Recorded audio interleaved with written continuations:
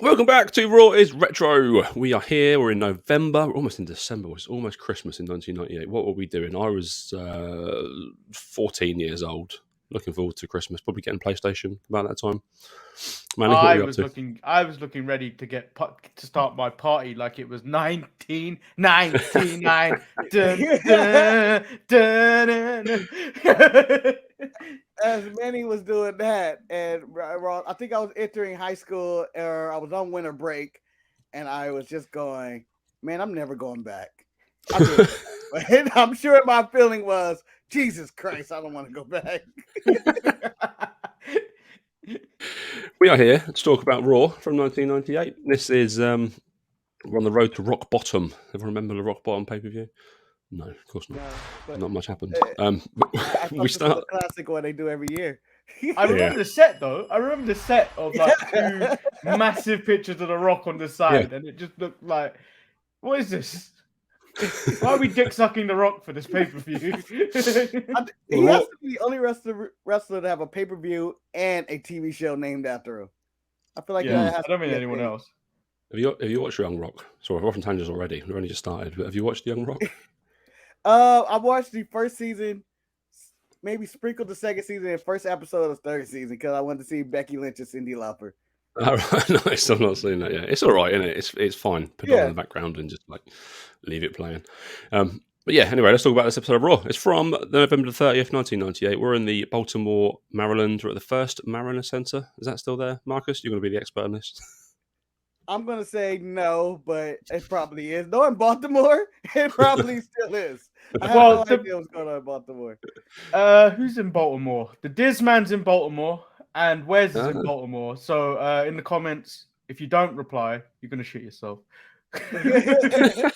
I love that that's your threat. You're a witchcraft man. That's your only power. I am a wizard. They're making people shit themselves. Oh, what happened? We opened the show with a recap of Austin and Taker and all the stuff they've been getting up to, especially after last week where Austin was nearly murdered on 3 separate occasions. 3 or 4 separate occasions. No, he was attempted 2 attempted murders. Yep. And then abduction. Yeah. Definite attempted embalming. But not yet in the dead, space man. of 2 hours. Yeah. He's a bit. If anything, Undertaker's time efficient. That's what he's doing.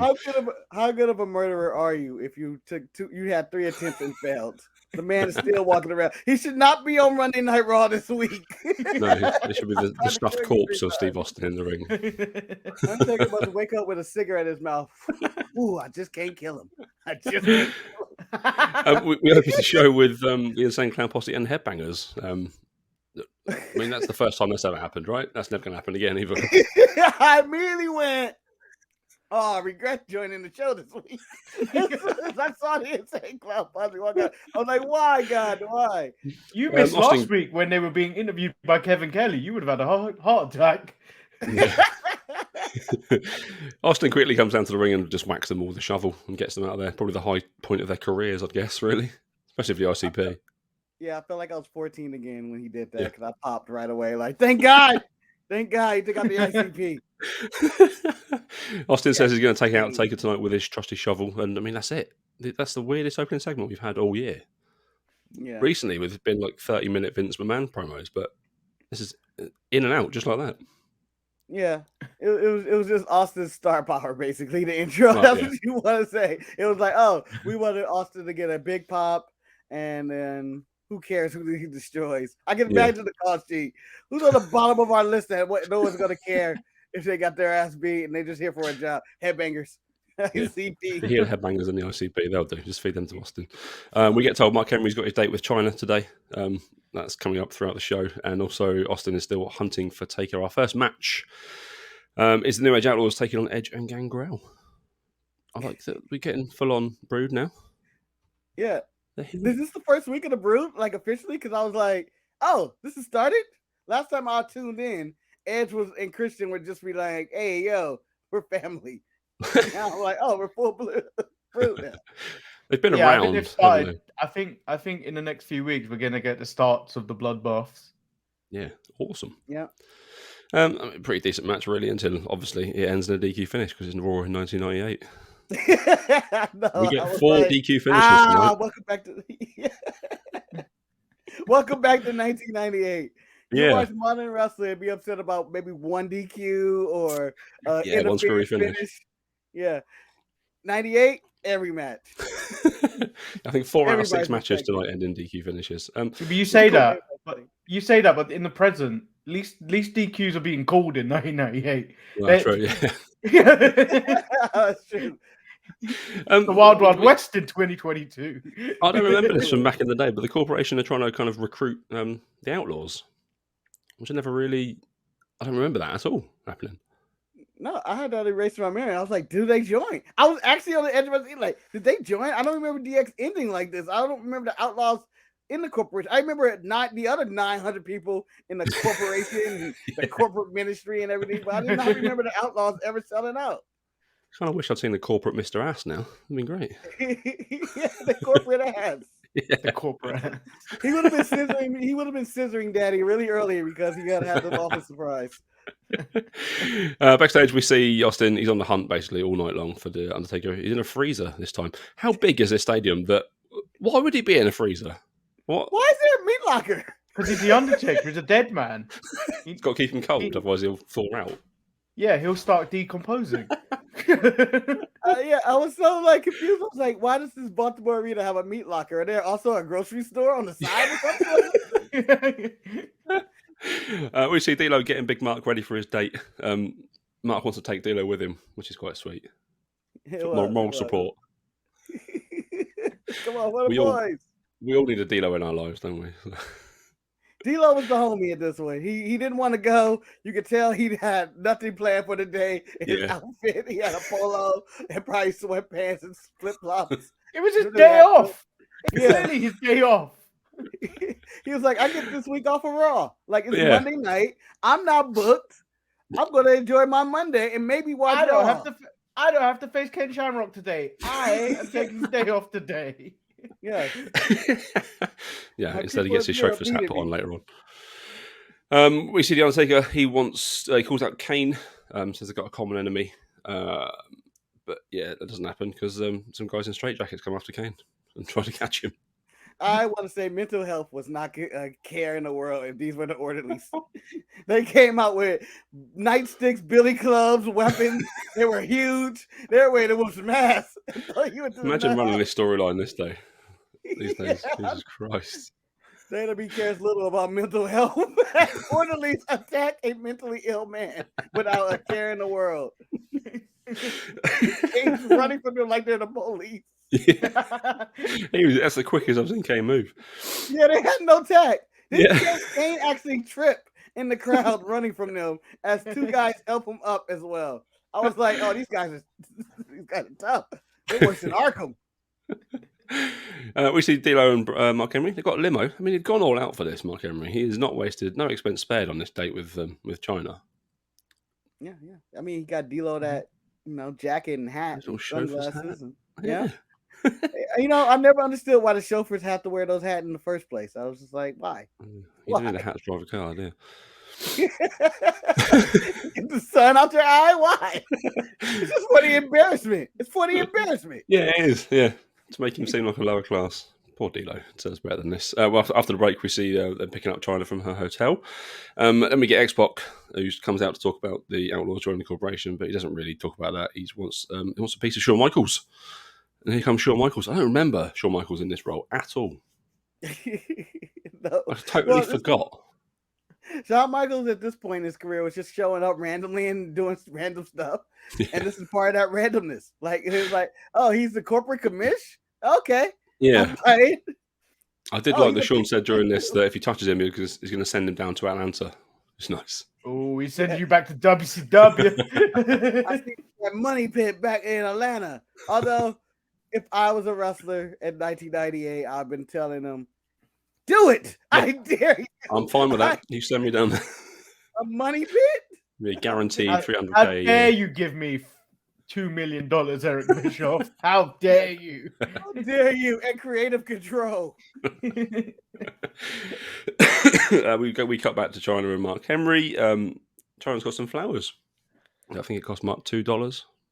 Again, $1.79. he's wasted all his money on a limo, hasn't he? He's got any money left. You know what? She should have been appreciating the flowers she got. He was really nice. He was really nice.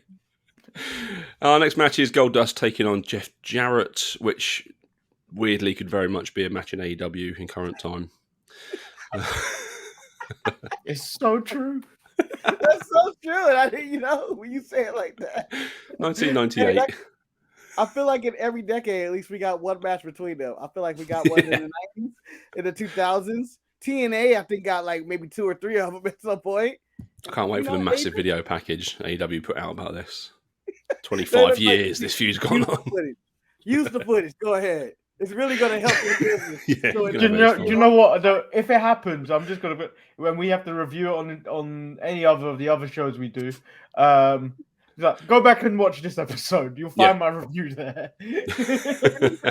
No, man, he's gonna be like what the NFL. Back in 1998, he tried the same move. Didn't work. Play with NFL films music on it. We've got Owen Hart on commentary for this one.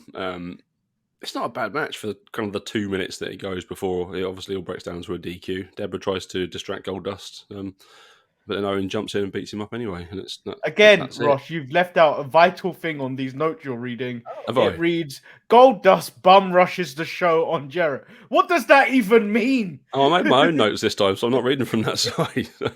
What? He bum rushes him. I mean, it's Goldust. It's 1998. It's fine. And I'll tell you, the word bum rush is scarier than when we break it down like, oh, bum rush them? like that sounds scary. I enjoyed Owen Hart on commentary on this one because he was like, I'm retired. I'm doing what retired people do. I'm fishing. I'm doing all that. Trying to refusing any commitment to the blue blazer. Yeah. Yeah. Well, the blazer comes out after to help Owen Hart, but obviously jumps in. He even said China and Mark Henry. He's probably out there playing Marvin Gaye together. And Jerry the King Lawler jumped on a gay joke real quick. Of course he did. Yeah, all over that. Why? Never miss an opportunity. The radar went off in his head. And then immediately they cut to a side and Jeff Jarrett match. It's like Bruce is gay. And I was like, they were really obsessed with people being gay in 98. It's a major insult that was. The Blue Blazer comes out. It's Steve Blackman this week. He beats up Owen Hart. That feud seems never ending. Blackman just trying to beat up a retired man. Leave him alone, Steve. Yeah, leave him alone, Steve. I know this retired man didn't jump in the ring and attack. Yeah, true. Kind of asked for it. It was. I want to know what if Owen Hart didn't do that? Was Steve Blackman just going to be sitting in the back, dressed as a Blue Blazer? Well, shit. He wasn't here. I look like a dick. Ruined my whole night. We get a hardcore title match between the Big Boss Man and Mankind. I mentioned this was all right, wasn't it? To be fair, these two guys can go in a hardcore setting, I guess. I think unapologetically, the Big Boss Man might be my favorite old school wrestler for no reason, and I don't know why. He just makes me laugh, and I'm entertained by everything he does because I'm always curious what he's doing. This man created the Shield with this outfit. He did. Visionary. Yeah. He created the visionary of drip. There's some good hardcore stuff. Bossman getting crushed between 2 ladders, elbow drop onto the ladder as well, and then The Rock comes out, doesn't he, and shoves the ladder over. This man was naked. I did not approve. Put some knee pads on, for God's sake. Doesn't watch it. Yeah, wrestlers without knee pads on is the weirdest thing. It shouldn't make a difference, but it makes a massive difference. It makes a difference. It looks like a man in a jacket and his underwear. That's what he came out in. I was like, oh, this is weird. Yeah. Just get your knee pads on. You've had plenty of time. Yeah. Takes 2 seconds. Come on. But the rock bottom to Mankind. Bossman wins. Bossman's the new hardcore champion. Good for him. Well deserved. He never got the world title, but he got a hardcore title. If there was any wrestler I wanted with one of these random podcasts to go it on with, I guess Conrad, because everybody's with Conrad or something. Boss Man would have been one if he would have survived it. Just him complaining about the way it used to be. He just have been great. Yeah, it would have been actually. My next note, I've just written this down, is Austin breaks a shovel on Taker's face. I can't remember the rest of the interaction. What? No. What? How dare you just talk about that shovel to the face just like that? I'm talking about angles. I'm talking about the physics. All about the way he smashed that shovel into Undertaker's head, and then the thing just snapped in half. And then I'm pretty sure Undertaker got a concussion from that. Absolutely, yeah. Yeah. That was a beautiful shot. Like he nailed that shit. Like I went, oh. It was like watching a home run in slow motion. It was beautiful. Steve's bought that shovel from the ranch. That's not a work one. That's a proper shovel. Well, I enjoyed that. Before this, Paul Bearer seemed to be happy with the Undertaker's plan of going old school, put him in a body bag. Yeah. Like, I'm trying to get this body bag away. It looked like he was putting down like a sleeping bag or camping or something. And then Steve puts Undertaker in the body bag, and then the orderlies take that away with the Undertaker inside the body bag. Nothing suspicious about where's Undertaker? Who's in here? Let's go. It's a big bag. Heavy man inside it. Our next match and the final match of Marc Mero on Raw is Retro is a loss to Dwayne Gill. Yes, Gilbert. Well done. Yeah, but I was expecting Gilbert. I don't know. I was like, oh, here he goes. But I was heavyweight champion Gilbert. I mean, Dwayne Gill. Dwayne Gill. Thanks to kind of interference from the Blue Meanie, pops up and shoves Marc Mero off the top rope, doesn't he? And Dwayne Gill pins him, and that's it. That's Marc Mero's done. Is he done? Is that like it? Because I honestly don't know how it is. Yeah. Because honestly, I was like, if he was going after this is it. Let's have a retrospective of Marc Mero quickly then, shall we? What's he bought the wrestling world in 1998? Not a lot, really. Bought his wife. Yeah, he just brought Sable. The Marvelocity. The Marvelocity. That was a thing of beauty. And now it's done like no other move. His TKO was great. He was a good. Actually, was a good wrestler, wasn't he? He was just stuck in terrible gimmicks, really. Yeah. And once Vince McMahon realized he couldn't buy Johnny B. Bad. Yeah. I was like, oh, you don't own any of this? You fool! Nothing with you. Bring the white girl. Bring Sable. We've got the orderlies chasing after Kane again backstage, and Mark Henry reads China a poem. I like to think he's written that himself, but probably the team of writers have written that for him. We get a European title match. This is for champion versus champion, but it's the European title on the belt, on the line. Sorry, does it finish with an actual outcome? No. This is 98. It's a DQ. You hear the DQ. This would have been quite good, I think. Shamrock versus X-Pac. That would have been a decent match, but no, it doesn't really get time to get going, does it? A couple of minutes and Bossman's out, isn't he? Hits Triple H, hits X-Pac, and Triple H is out for the DQ finish, and just your standard. Bossman responsible for 2 title changes tonight. Good job, Bossman. That's the good benefit of you scratch my back, I scratch yours right there. He's like, oh, I help you win one too. Yay, we all got titles. We get Mark Henry dancing for a little bit. It was nice to see. Had a good old time. Cutting it right. He was cutting that right. Go Mark. Go Mark. Yeah. Go Mark. I felt like that's still how I dance to this day. I feel like that's 90% of the big black man dance. It's this move right here. In fact, everything I learned about women and dating is from Mark Henry in this episode. We got the whole sexual chocolate run to come. Can't wait for that. So you like old white women? She wasn't that old. She was very muscular. I'm talking about Mae Young. Oh yeah. Well, hey, we'll get there. We'll get there eventually. If the money's right. Mark goes to the toilet and some guys come up to China and she tells them she's not interested. And then they get sorted. Was that Simon Dean? I'm sorry to cut you it? off. I feel like that was Simon Dean. Oh, really? Wow. I saw him and I was like, Simon Dean is one of these guys. He's doing extra work. Well, he called China a bitch. Yeah. Yeah, he did. He did. Yeah. I think it's beaten up for Simon? it. It was Sami Zayn, and then the guy in the polo on the right who didn't, I don't think, got beat up. He was just standing there. He was Pete Gas, I think, of the Mean Street. Wow. Oh, Shano's already bringing in his boys. Yeah, nice. And he was already wearing the sweater vest and stuff. And I was like, oh, Pete Gas. I forgot all about the Mean Street Posse. We're about to experience them, aren't we? Not too far from now. They come back. Amazing. They leave Alman arm. Marc's the big kind of knight in shining armor to come back and save China at the end. And it's worked out all right. I like that China escorted him out because Marc Henry was probably going to get shot and killed that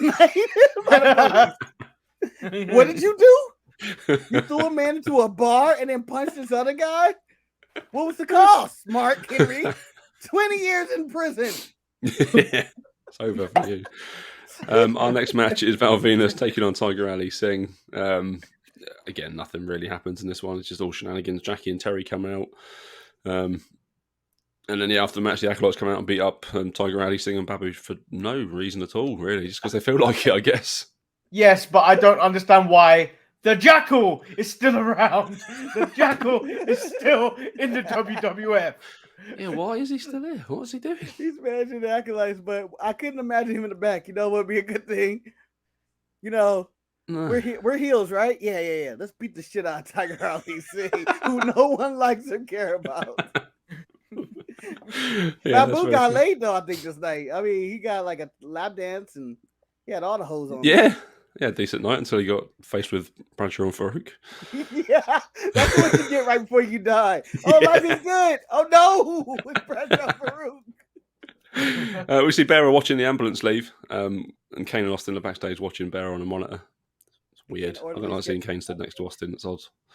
Imagine the mental trauma you would have if you were mentally ill and you were put in the body bag and an ambulance and then released it to a crazy house. We see Shane. He's talking about Sable to come out and she models the perfume, the WWF perfume. What the fuck did that smell like? What is the scent of WWF? Like a sweaty asshole.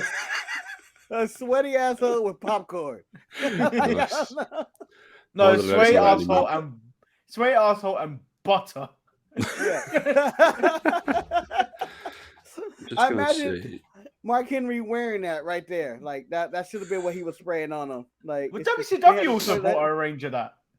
I see a meme going about that one. It's like, I need to bring out the good stuff tonight. And it's like WCW cologne set. Yeah. Everybody in the 90s had their own cologne set. That was like your own Twitter account back then or something. That was your flex. Because Michael Jordan had just released his. Because they even referenced it. And I was like, everybody had one. I wanted that Michael Jordan cologne so bad. And then not realizing it was only $15 and going like, oh really? This is water. This is water. It's Michael's secret stuff from Space Jam. I've just found the advert for it. It was $20 plus $4 postage. There's still an address if you want to write to it, Marcus. I can send you the address after. You can see if you get one sent to you. Please, can you imagine what it smells like now? Pure acid. We get our final match of the show, which is The Rock taking on Al Snow. What do you think of The Rock's R&B remixed theme tune? Oh, so this is new. I was confused on this. I was like, oh, he went this route. Yeah, it was supposed to be a rip-off of Hypnotize. Was it? Yeah. Wow. It was that and The Rock, those two things aren't associated in my head at all. Yeah. The Rock's not listening to that. The Rock's listening to Barry Manilow and people like that, and he definitely. John Denver and stuff randomly, like, man. Rock got no street cred. No, absolutely not. Why is Al Snow in a championship match? I don't know. It's non-title. Yeah, why is he fighting the champion? Hey, he was this close in an eliminator match. Bossman and Shamrock come out, the enforcers of the corporation, and beat up Al Snow before The Rock gets the rock bottom. Mankind's getting beaten up. He comes out, gets beaten up. Job Squad make the save. This is all just a massive. Could you imagine? Shambles. Just imagine you're getting beaten up, and Dwayne Gill is making the save. Dwayne Gill is making a save for you. I might as well be dead. You might as well kill me. You might as well just finish me. Yeah. Go to a table. Just end it right here. This is ridiculous. And our final segment of the show, just follows on from last week. Paul Bearer gets caught by Austin and Kane. Austin's going to stab him with a pair of scissors until he changes his mind. And everybody was okay with it. Well, first he told Kane to get that can of gasoline and let's light this fat man on fire. Yeah. But no, I want more personal touch. I got these scissors on me. I want to fucking cut up his shirt and stab him. And no one's going to stop me. No, I mean, the fact that man gets crucified a couple of months from now, Austin does, is kind of, swings and roundabouts. You're going to stab a man. Not only did this happen, they also shove him down into the sewers to get reacquainted with the Ninja Turtles. Hey, this sewage spot, I was wondering the physics of how did they do it, because he went face first. Yeah. Jesus going like this. Like, and if he did, that's like the message fault. And then I was so concerned for Paul Bearer. Like, did you really do this one? That was a legit manhole. Yeah, no, but I was thinking, is he gonna fit? I was like, is he really gonna fit, or is he gonna get stuck? Oh god, that's the end of the show. We end the show with a man being thrown down a manhole. Your match of the night, Marcus? I'm going with the Boss Man Mankind match for the hardcore title. It was just an old school hardcore match where no one cared about their own well-being. Yeah, that's fair, Manny. That's what you were looking at there. Marc Mero versus Dwayne Gill. Marc Mero called his shot and he got beaten by a dweeb. Never to be seen again. I'm going to go with Marcus. I think the hardcore match is probably the best one of the night for me. Your MVP, Manny? I said this, I think 2 weeks ago when The Undertaker nailed Stone Cold Steve Austin with a shovel. Oh, yeah. I was like, Undertaker got MVP. And then this week, I said, as soon as the Stone Cold nails him with that shovel, it was so beautiful, man. It was so beautiful. Yeah. Stone Cold is the MVP this week. Well, apparently, Manny, we know your kinks now. Sean takes a shovel. He has a shovel? Okay. MVP of the week. Your MVP, Marcus, of the show tonight? Part of me wants to go with Mark Henry and D-Lo and that segment with them in China. But realistically, if you want to go with statistical sports, the Big Boss Man was involved in 2 championships and the finish of the main event. The Boss Man is the main event of this episode. Or Mark Henry. Mark Henry had his best night. He's had a pretty shitty career up to this point in the WWF. So yeah, he had a great night tonight. There we go. That is the end of this week's episode of Raw is Retro. You can find us on Twitter at Sharpies Network, on Facebook and Instagram and all the other social media places. Subscribe to us on YouTube. Make sure you like every video that comes out. Share the videos. Press the little bell button to get the ding, get the notifications of new shows going live. The show is pretty much every day. There's stuff coming up for Christmas. There's live shows. There's everything. These two boys here do a show, 2 shows a week. If you don't do anything Ross just listed, you're going to shit your pants. Because I am Manny the Sorcerer. Okay. He was trying to be Manny the Wizard, but Jericho sent him cease and desist. Right away. Excuse me, I am the Wizard, the Ocho Manny. You cannot do it. I am now the Sorcerer. We will be back next week with another episode of Raw is Retro. Until then, I don't think there's anything else to say, boys, but... Bye.